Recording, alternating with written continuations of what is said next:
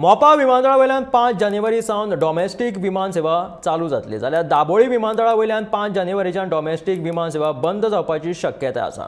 Indigo कंपनीन दाबोळी विमानतळा वयल्यान आपले ऑपरेटिंग 5 जानेवारी सावन बंद केला। 5 जानेवारी सावन इंडिगो कंपनी मोपा विमानतळा वयल्यान ऑपरेट करतली।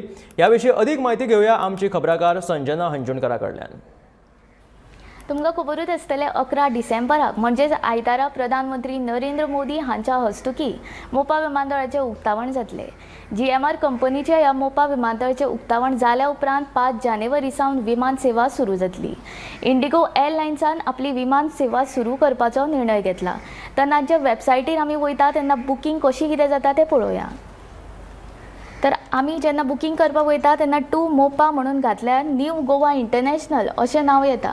तर हेचे वयल्यान एक सिद्ध जाता की ह्या विमानतळाक न्यू गोवा इंटरनॅशनल एअरपोर्ट अशें नांव एक वेळ पडूं येता। तर आतां फुडें वतना न्यू दिल्लीच्यान गोवाक आमी 5 जानेवारीक जेन्ना सर्च फ्लायट करता तेन्ना 5 जानेवारीक बूक अशें केल्यार हांगा GOX तुमकां दिसता आनी हांगा GOI दिसता। जेन्ना आमी दाबोळी विमानतळार म्हणून घातला तरी हांगा आमकां प्रोसीड करच्या टायमार GOX अशें येता। GOX म्हणजे मोपा विमानतळ आनी GOI म्हणजे दाबोळी विमानतळ। हेचे वयल्यान एक स्पश्ट जाता की दाबोळी विमानतळाक 5 जानेवारी सावन ही विमान सेवा इंडिगो एअरलायन्साची येत काय ना असोय प्रश्न पडटा। आतां मोपा विमानतळाच्या फ्लायटींचे रेट्स कशे कितें आसा ते पळोवया।